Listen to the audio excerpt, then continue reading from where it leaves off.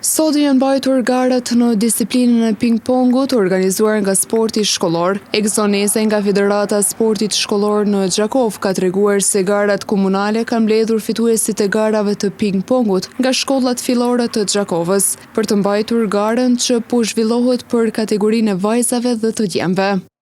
Tash janë kalendarin e garave e kemi si çdo vit nga Federata e Sportit Shkollor. Tash për momentin janë duke u mbajtur garat komunale në ping-pong për dyja gjinit, femnat edhe meshkujt.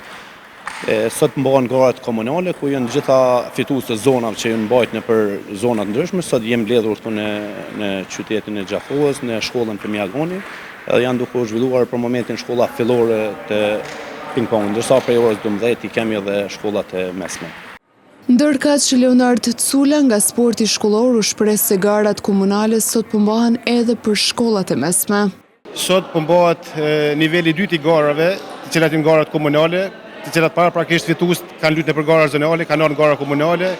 Paraprakisht në shkollën Fëmijagani u zhvilluan garat e shkollave të mesme të ulta. Momentalisht ndodhemi në palestrën e sporteve të shkollës së mesme të Miksisë Nizami, ku po zhvillohen ndeshjet për shkollat e mesme të larta.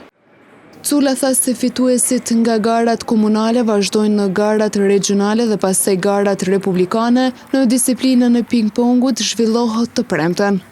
Fituesit e garave komunale marrin pjesë në gara regionale, ku regionin e Gjakovës e përfshin komuna Raveci dhe komuna e Janikut, të cilat nesër i zhvillojnë unik garat regionale.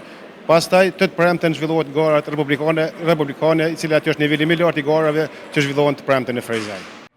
Sipas rezultateve, fituese në garat komunale për ciklin e ult pra shkollat fillore në kategorinë e vajzave me fitore në vendin e parë është shkolla Fëmijagani, ndërkaq në kategorinë e djemve vendin e parë e ka fituar shkolla Ukshin Miftari.